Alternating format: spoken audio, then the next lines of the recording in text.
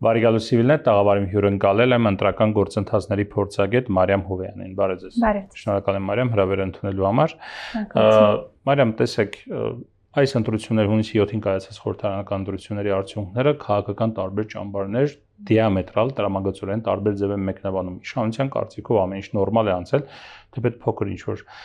խնդիրներ եղել են, ընդդիմության կարծիքով տոտալ խախտումներ են տեղի ունեցել, հատկապես խոսում է նրա մասին, որ վարչական ռեսուրսի չարաշահում է տեղի ունեցել, չգիտեմ, տոտալ ճնշումներ են եղել եւ ընդդիմության եւ ուրեմն պետական աշխատողների նկատմամբ եւ դրա արդյունքում իշխանությունը կարողացել է հաղթանակ գրանցել, այսինքն 49.8% ձայն հավաքել։ Փորձագետի աչքերով ինչպես են անցել ընտրությունները։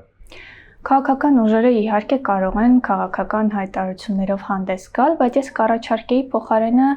նայել դիտորդական առաքելությունների գնահատականներին, փորձագետների գնահատականներին, անաչառ դիտորդական առաքելությունների իհարկե, միջազգային եւ տեղական, եւ երբ ուսումնասիրում ենք գնահատականները, վերլուծությունները,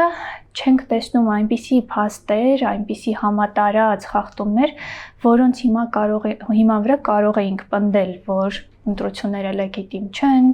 անցել են համատարած խախտումների պայմաններում, ինչպես օրինակ ընդդիմությունն է փաստում։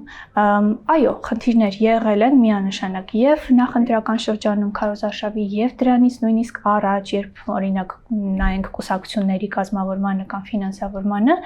քվեարկության օրը եւս որոշակի տեխնիկական ընթացակարգային խնդիրների հանդիպել ենք, բայց եթե չլինեին վերջին օրերի զարգացումները այս տեղամասերը անվավեր ճանաչելու, չեղարկելու,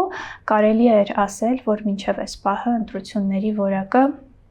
ընդհանուր առմամբ գոհացուցիչ է եղել, բոլոր խնդիրներով հանդերձ ամեն դեպքում արտահայտել է ժողովրդի կամքը։ Այո, մենք կարող ենք երկար բանավիճել ատելության խոսքի մասին, ինչ ազդեցություն է դա ունեցել վախի տեղեկատվության մթնոլորտի, դրանք դժվար չափելի երևույթներ են եւ հուսով եմ, որ կզարգանա քիչ-քիչ նաեւ մեթոդաբանությունը եւ մոտեցումները եւ մենք կարողանանք ավելի հստակ դա գնահատել։ Դրանք մենք հանուն արտարության տարբեր ճամբարներից տեսնում էինք, այսինքն մի տեղից չէր, որ դա գալիս է։ Համաձայն։ Եվ YouTube-ում պատտվող տարբեր ուրեմն գովազդային այսպես հոլովակների տեսքով եւ խոսույթների տեսքով դա բևեռացված ընտրական իրավիճակի եւ հասարակության եւ ընտրակաշարքի մասին տարբեր պնդումները, հաղորդագրությունները եւ այլը,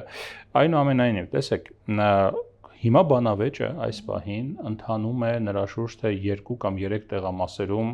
Արդյոք կենտրոնական ընտրական հանձնաժողովը չնշանակելով վերաքվեարկություն, սկզբում չեղարկելով այդ ընտրությունների արդյունքները 2-3 տեղամասերում, հետո չնշանակելով վերաքվեարկություն, արդյոք ճիշտ որոշում է կայացրել, թե ճիշտ որոշում չի կայացրել։ Ընտրական օրենսգիրքի գրքի 101-րդ հոդվածը, որին հիմա բոլորը հղում են անում եւ բոլորը սկսեցին իմանալ այդ հոդվածի մասին, սահմանում է հետեւյալը. Կենտրոնական ընտրական հանձնաժողովը կամ դատարանը վերաքվեարկություն կարող է նշանակել առանձին ընտրական տեղամասերում, եթե մինչև քվեարկության ավարտը տեղի են ունեցել այնպիսի խախտումներ, որոնք հնարավոր չէ վերականգնել եւ դրանք էական ազդեցություն են ունեցել քվեարկության արդյունքների վրա։ Հիմա այս պարագայում մենք ունենք մի հատ հետաքրքիր իրավիճակ։ Եթե այդ երկու ընտրատեղամասերում վերաքվեարկություն նշանակվեր կամ չեղարկվեին արդյունքները, ապա մի ամբողջական ֆրակցիա կարող էր հայտնվել խորհրդարանում։ Ըստ այդմ, արդյոք բխեցնելով, չգիտեմ, իմ հարցը, 101-րդ հոդվածից կենտրոնական ընտրական հանձնաժողովը պետք է վերաքվեարկություն նշանակեր, թե ձեզ համար օրինակ ընդունելի եւ համոզիչ է ԿԸՀ-ի այն որոշումը եւ բացատրությունը ինչու չի կայացրել նման որոշում վերաքվեարկություն նշանակելու։ Մինչև բուն պատասխանին անդրադառնալը, ուզում եմ ձեր խոսքից մի հատվածի վրա ուշադրություն դարձնել, որ բոլորը սկսեցին խոսել, ցիտել օրենքը, հասկանալ։ Ես ուզում եմ նախ եւ առաջ սա մենք գնահատենք այն թափանցիկությունը գործընթացների, որ կար, այն ուրեմն գործընթացների մակարդակը, որին մենք հասել ենք, որի շնորհիվ քաղաքական ուժերը, դիտորդները բոլորս տեղամասի մակարդակում կարող ենք հետևել թվերին, ունենալ բոլոր արձանագրությունները, համատել դրանք, գտնել անհամապատասխանությունները, նշել այդ մասին։ Սա մեծ իրոք ձեռքբերում է տարիների ընթացքում, որին մենք հասել ենք, եւ հիմա այս այո մեծ բանավեճը եւ ուրեմն տարբեր կարծիքների բախումն էլ պիտի միտված լինի նրան, որ մենք պահենք լավ ընտրությունների, բարեվարք ընտրությունների այս օրինաչափությունը, ոչ թե հակառակը հետ քայլանենք, պահենք այն թափանցիկությունն ու լավը, որ ունենք եւ ավելի փորձենք ձգտել ավելի։ Գալով բուն հարցի էությանը։ Ինչ է ասում ընտրական օրենսգիրքը։ Ես համաձայն եմ Կենտրոնական ընտրական հանձնաժողովի հետ, որ ավտոմատ կերպով անվավեր ճանաչելու դեպքում վերաքվեարկություն չի նշանակվում։ Կենտրոնական ընտրական հանձնաժողովն այստեղ պիտի գնահատի, գնահատման ուրեմն ունի այդ հայեցողությունը, արդյոք խախտումները այնքան էին, որ իրապես ազդել են արդյունքի վրա։ Այստեղ մեր գործը շատ հեշտանում է, որովհետև մենք թվերի հետ գործ ունենք։ Սա նախընտրական շրջան չի, որ մենք երկար բանավիճենք արդյոք վարչական ռեսուրսի չարաշահումը ինչ չափով է ազդել, կամ արդյոք թոշակների բարձր չափել, գնահատել, բայց այստեղ մենք թվերի հետ գործ ունենք։ Եվ երբ մենք հաշվում ենք, նայում վերահաշվարկի արդյունքները եւ տեսնում, որ այո, եթե Կենտրոնական ընտրական հանձնաժողովը չեղարկեր 3 տեղամասերի արդյունքները, մեկ կուսակցություն կստանար 5 մանդատ, հետեւաբար այդ չեղարկումը էապես ընդհանուր պատկերի վրա ազդել է։ Ես չեմ ասում, որ չպիտի չեղարկվեին տեղամասեր, պիտի չեղարկվեին, որովհետեւ դա էլ իր հերթին ահագին շահարկումների տեղիք էր տալու, վստահությունը խաթարելու էր, եթե չեղարկվեր, որովհետեւ տեսանք, որ բոլորը խոսում էին զինվորների քվեարկության մասին, դա մեծ կասկածներ էր հարուցում։ Չեղարկելը կարող էր հարուցել կասկած, որ կայացվել է կոպիտ ասած քաղաքական որոշում ԿԸ-ի կողմից։ Հիմա ԿԸՀ-ն կարծես մասնագիտական որոշում է կայացրել, ելնելով իր ֆունկցիաներից, տեսել է խախտում եւ չեղարկել է։ Այդ չեղարկելուց հետո վերաքվեարկություն նշանակելը կամ չնշանակելը։ Այ պետք է նշանակել արդեն վերաքվեարկություն։ Ուզում եի ասել, որ դա ոչ թե ավտոմատ է լինում, այլ պետք է գնահատել, որ այո, ազդել են արդյունքների վրա եւ նշանակել վերաքվեարկություն։ Սակայն Կենտրոնական ընտրական հանձնաժողովը որոշեց այլ ճանապարհով գնալ եւ կարծես որոշումը թողեց Սահմանադրական դատարանի դաշտում։ Սիրում եմ մեր քաղաքական մեր ներքին իրավիճակում շատ եմ, որ ամեն ինչ թողում է վերջում Սահմանադրական դատարանի։ Գիտեք, ես այստեղ մի բան ասեմ հետաքրքիր, դատելով մյուս կողմի քաղաքացիական պայմանագրի տրամադրվածությունից, ինչ որ փուլում իրենք էին դիմելու, ինձ թվում է Սահմանադրական դատարան։ Այսինքն, պատկերացնենք, որ վերաքվեարկություն նշանակվում էր, դա 1 շաբաթ անց էր լինում, հետո եւս 1 շաբաթ մենք ունենում էինք ժամանակ ամփոփելու արդյունքները, հետո եւս 5 օր մենք ունենում էինք Սահմանադրական դատարան դիմելու համար եւ այդ ժամանակ կարող էր քաղաքացիական պայմանագիրը դիմել, որտեղ ըստ իրենց հայտարարությունների իրենք էլ չեն ճանաչում, ուրեմն այդ որոշումը հնարավոր վերաքվեարկության չէին ճանաչելու եւ այստեղ գործընթացը գուցե լիներ նույնը, բայց ավելի երկար, շաբաթներ ավելի երկար։ Այո։ Գուցե մենք այստեղ նաեւ ինչ որ ժամանակ շահեցինք եւ բարձրագույն մարմնին տալիս ենք այդ վերջնական որոշումը կայացնելու։ Ինչե բարձրագույն մարմնի դաշտ գալը, տեսեք, ամեն դեպքում ԿԸՀ-ն ասում է հետեւյալը, քանի որ պատկերը հիմնականում պարզ է եւ մարդիկ արդեն իմանալով ընդհանուր պատկերը գնալու են քվեարկության եւ անելու են այնպիսի քվեարկություն, որը մեծ հաշվով այսինքն կանխորոշելու էր ելքը, հա, այդ մեծ պատկերի ելքն էր կանխորոշելու ընտրությունների ելքը եւ դրա համար սա մյուս կողմից էլ կարծես անարդար է մյուս ընտրողների նկատմամբ, որովհետեւ իրենք չեն իմացել գնալուց ընտրության եւ դրա համար կայացվել է այս որոշումը, բայց կա նաեւ դրա հակառակ պնդումը, որ անգամ եթե վերաքվեարկություն չնշանակվեր, այսինքն չեղարկվեր, այնքան Բարգավաճ Հայաստանը այնքան ձայն էր ստացել, որ ինքը 5 մանդատ կունենար խորհրդարանում, հա։ Ուստի ձեր կարծիքով այս որոշումը չգնալ վերաքվեարկություն, չնշանակել վերաքվեարկություն, քաղաքական որոշում է, թե ուղղակի պատասխանատվության, մեծ պատասխանատվության տակ չմտնելու եւ ՍԴ-ի դաշտ նետելու որ բանա ձգտում է։ Ինձ թվում է ավելի շուտ երկրորդը, բայց ամեն դեպքում մինչև այդտեղ հասնելը կարելի է չհասնել այդտեղ եւ ամեն դեպքում վերաքվեարկություն նշանակել, որտեղ դրա հիմքերը կային։ Խոսափելով վերաքվեարկությունից, կարծես մենք ուղերձ ենք տալիս, որ վերաքվեարկությունը առհասարակ ինքնին լավ բան չի, հատկապես վիճելի իրավիճակներում, սակայն վերաքվեարկությունը միշտ է վիճելի իրավիճակներում իրականացում։ Եվ այդ գործիքը կիրառելուց պիտի խուսափենք, որովհետև ինչպես նշեցիք, ընտրողները արդեն գիտեն պատկերը, տակտիկական քվեարկության ռիսկ կա, բայց ես ուզում եմ ասել, որ վերաքվեարկության հնարավորությունը դրական օրենսգրքում սահմանված է բոլոր հնարավոր ընտրությունների դեպքում։ Պատկերացրեք համայնքի ղեկավարի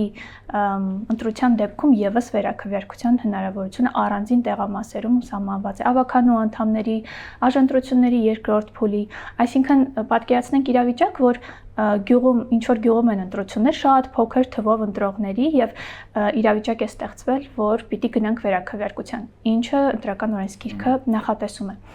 Այդտեղ մենք էլ ավելի հստակ բարձություն ունենք, չէ՞, թե ինչ պատկեր է, ինչ տեխնացուն է։ Եթե այստեղ մենք հիմա տվյալ դեպքում ունենք տարբեր մարզերում գտնվող 3 տեղամասեր, որտեղ ընտրողները նաև իրար հետ կապի մեջ լինելու հնարավորություն չունեն, մի գյուղի դեպքում մարդիկ ընտանիքի մակարդակում գիտեն կամ մի բանի, այսպես խոշորացված համայնքի դեպքում, այո, բայց այդ նույնիսկ այդտեղ մենք ունենք վերաքվեարկության գնալու հնարավորություն, որից անհրաժեշտ պահին պիտի օգտվենք եւ անհրաժեշտ պահը այս դեպքում դա էր։ Ինչու՞, որովհետեւ ինչպես դուք ասացիք, հենց չեղարկումը ինքնին ցույց է տալիս, որ տեղի էին ունեցել այո այնպիսի խախտումներ, որոնք ազդել էին արդյունքի վրա եւ հնարավոր չէր բարձել իրական պատկերը եւ տեղամասի մակարդակում եւ այնպես ստացվեց, որ նաեւ պետական մակարդակում դա ազդեցություն ունեցավ։ Կենտրոնական ընտրական հանձնաժողովը սահմանադրական մարմին է, ինքը զուտ տեխնիկական ինչ-որ գործընթացներ կազմակերպող մարմին չէ եւ այս առումով նման ինչպես ձեր ասացից եմ հասկանում, ավելի շատ խուսափողական որոշումը արդյոք հարիր է սահմանադրական մարմինին, չգիտեմ, եթե կարող եք գնահատել, եթե չէ։ Ես կասեի, որ դա իհարկե վնասում է վստահելիության ընտրությունների առհասարակ, որովհետև ինչ էինք մենք ասում ամբողջ նախընտրական շրջանում մենք մարդկանց ինչ ուղերձ էինք տալիս, գնացեք ընտրության, ձեր ձայնը որոշիչ է, նույն կենտրոնական ընտրական հանձնաժողովը շատ սիրուն արշավ ուներ այս մասով մարդկանց իրազեկելու, անընդհատ ասելու, որ մեկ ձայնը որոշիչ է։ Նույնիսկ մենք եթե չեմ սխալվում, SMS-ներ ստացանք վերջին օրը, չէ՞, մեր հեռախոսներին, որ մեկ ձայնը որոշիչ է։ Եվ այո, եկավ այն պահը, որ մեկ ձայնը կարող էր որոշիչ լինել եւ մենք փոքրինչ կարծես հավատարիմ չմնացինք մեր այդ ուրեմն առաքելությանը սկզբունքին, որ մենք յուրաքանչյուր մարդու ձայնը որոշ չենք համարում եւ հնարավորություն տալիս ենք կարող է դեմոտիվացնող հանգամանքներ ապագայի համար, պատկերացրեք ինչ լավ ուղերձ կլիներ ապագայի համար, եթե մենք ցույց տայինք, որ ունեցել ենք այսպիսի քվեարկություն, որտեղ այսպիսի փոքր մարդկանց քանակի ուրեմն քվեարկությունը որոշիչ է եղել, բայց հիմա մենք հակառակ ուղերձն ենք ապագայի համար տալիս մարդկանց եւ ամերիկյան մի ֆիլմ կա կարծեմ, որ մեկ մարդու քվեարկությունից է կախված լինում երկրի նախագահով է ընտրվում եւ այդ մեկ մարդը սկսում է իր պահանջները ներկայացնել։ Կա, այո, այդ մասին ֆիլմը չգիտեմ, բայց ֆիլմ էլ կա եւ հիմա ես ճիշտ ասած մտածում եի դրա մասին, որ եթե վերաքվեարկություն լինի, ապա այդ մարդկանց ձայների համար ինչպես են պայքարելու քաղաքական ուժերը, հա, ինչ խոստումներ են տալու, չգիտեմ, բայց դա տեղի չունեցավ։ Շատ լավ, եթե գնում ենք Սահմանադրական դատարանի դաշտ, այսինքն սա ընտրություններ ինչ ենք մենք սպասում, ինչ գործընթաց է այստեղ տեղի ունենում։ Քաղաքական ուժերը վիճարկում են կենտրոնական ընտրական հանձնաժողովի որոշումը, թե քաղաքական ուժերը վիճարկում են ընտրությունների ընդհանուր լեգիտիմությունը եւ լեգալությունը, ինչ սպասել։ Սահմանադրական դատարան կարող են դիմել կուսակցությունները կամ կուսակցությունների դաշինքները, որոնք մասնակցել են ընտրություններին եւ որպես պատասխանող կողմ արդեն հանդես կգա կենտրոնական ընտրական հանձնաժողովը եւ հնարավորություն կունենա իր պարզաբանումները ներկայացնելու։ Սահմանադրական դատարանը 15 օր ունի որոշում կայացնելու համար եւ այդ ընթացքում պիտի իհարկե բազմակողմանիորեն քննի բոլոր հանգամանքները եւ արդյունքում կարող է հանգել երկու որոշման՝ կամ ուժի մեջ թողնել որոշումը կամ այն անվավեր ճանաչել եւ պահանջել մանդատների բաշխման կարգ կամ փոխել այդ որոշումը, այսինքն անվավեր ճանաչել լինել Սահմանադրական դատարանի որոշմամբ, եթե ինքը անվավեր ճանաչեց ԿՀ-ի որոշումը, թե ուղղակի կարող է այդ որոշման ուժով Բարգավաճ Հայաստանը հայտնվել խորհրդարանում օրինակ։ Այստեղ մի քիչ վիճելի է կախված է նաև թե ինչ դիմում կտանեն, ինչ դիմումով, ինչ հայցով կգնան Սահմանադրական դատարան։ Եվ մենք երկու շաբաթ շուրջ էլի անորոշության մեջ կլինենք եւ ուրբաթ օրը վերջին օրն է դատարան դիմում ներկայացնելու համար։ Եթե կարելի է, եւս մեկ ռիսկի մասին էի ուզում նշել, ընտրական օրենսգրքում վերաքվեարկության հետ կապված մի այսպիսի հետաքրքիր դրույթ կա, որ եթե առանձին տեղամասերում վերաքվեարկության ընթացքում այնպիսի խախտումներ լինեն, որոնք ելի ազդեն արդյունքների վրա, ապա մենք գնում ենք համընդհանուր համապետական վերաքվեարկության։ Այստեղ իհարկե մեծ ռիսկ կա, որովհետև պատկերացրեք, այս 3 տեղամասերում մենք գնում ենք վերաքվեարկության եւ բոյկոտի միջոցով կամ ինչ որ այլ միջամտությունների միջոցով շատ հեշտ է խափանել 3 տեղամասերի վերաքվեարկությունը եւ հանգեցնել արհեստականորեն իրավիճակը հանգեցնել համապետական վերաքվեարկության։ Հանելի որոշում կայացնի կասթող համանդրական դատարանը որոշի։ Այո, բայց այստեղ մի քիչ ավելի իմպերատիվ է օրենքը, որ եթե եղել են, ապա այո, գնում ենք համապետական քվեարկության։ Կան այստեղ շերտեր կան, ռիսկեր կան, որոնք եթե տեսականորեն այդ 3 տարածքներում տեղամասերում լինի այնպիսի խախտումներ, որոնք ազդենելի որ արդյունքների վրա կամ խափանվի քվեարկությունը, մեզ կարող է սպասել համապետական վերաքվեարկություն։ Իհարկե, սա չի նշանակում, որ նախընտրական արշավ, ոչ, ուղղակի քվեարկության օր համապետական վերաքվեարկություն, այո, մեկ շաբաթ անց։ Սա չի նշանակում, որ պետք է խուսափել վերաքվեարկությունից։ Ոչ, պետք է կազմակերպել եւ այդ ռիսկերը փորձել վերահսկել, բայց այդ ռիսկերը կան։ Եվ վերջին հարցը, սա գաղափար է դեռ քննարկվում է, այս ազգային ժողովի նիստերը, որ սկսում են այսօր, քաղաքացիական պայմանագիրը կարծեմ օրակարգ է բերելու նաև հարցը։ Օրակարգ բերող հարցերից մեկը այն է, որ ընտրական օրենսգրքում որոշակի փոփոխություններ իրականացվեն, դա ընտրական ցենզի հետ կապված։ Այս վերջին շրջանում նախընտրական քարոզարշավի ընթացքում շատ էր խոսում, որ դրսից Հայաստանի Հանրապետության քաղաքացիները բերվում են, գալիս են, չգիտեմ, քվեարկելու ընտրական ուրեմն ընտրությունների արդյունքների վրա դա կարող է ազդել, արդյոք իրավունք ունեն, չունեն եւ այլ նման քննարկումներ կային եւ հիմա եթե ես չեմ սխալվում, պարոն Կոնջոյանը դրա մասին ասաց հմեկին տված հարցազրույցում, որ գաղափարը մոտավորապես այն է, որ 6 ամիս եթե չի բնակվել Հայաստանում, չի կարողանա քվեարկել կամ 6 ամիս պետք է բնակեցված լինի անմեջ Հայաստանում, որ կարողանա քվեարկել։ Սա իրավունքի տեսանկյունից, ընտրական իրավունքի տեսանկյունից ճիշտ որոշում է, այսինքն ինչպես եք դրան վերաբերում։ Ես լավ չեմ վերաբերվում ընտրական օրենսգրքի ցանկացած հապճեպ, հապշտապ փոփոխությանը։ Այս պարագայում մենք տեսանք խնդիր եւ ուզում ենք անմիջապես այն հասցեագրել որևէ այսպես արագ լուծումով։ Կարծում դա ճիշտ մոտեցում չէ, պետք է շատ ավելի ներառական, լայն քննարկումներ ծավալվեն, ներառելով մասնագիտական կառույցներին, ընդդիմադիր ուժերին նաև հասկանալ պատճառները, խութերը, հնարավոր լուծումները, ոչ թե այսպես հապշտապ ընդհանրապես նույն Վենետիկի հանձնաժողովը, որին այս բանավեճի շրջանակներում նաև հղում են անում, եւս նույն կարծիքն է տալիս, որ ընտրական օրենսգրքի փոփոխությունները այդպես կոպիտ ասած ոտի վրա անել չի կարելի։ Ես ինքս որպես ընտրող, եթե խոսեմ ոչ որպես փորձագետ, իհարկե ինձ մի քիչ կզգամ սահմանափակված եւ դուրս թողնված process-ներից։ Ենթադրենք ես ուսանող եմ, ով գնացել է դուրսում սովորելու եւ կամ ճամփորդում եմ կամ որևէ այլ պատճառով ինչու պետք է զրկվեմ այդ այո բուժման կամ շատ այլ կյանքը շատ բազմազան է, գտնվում եմ դուրսում մի քանի ամիս, պետք է հասկանալ այստեղ բալանս պահել եւ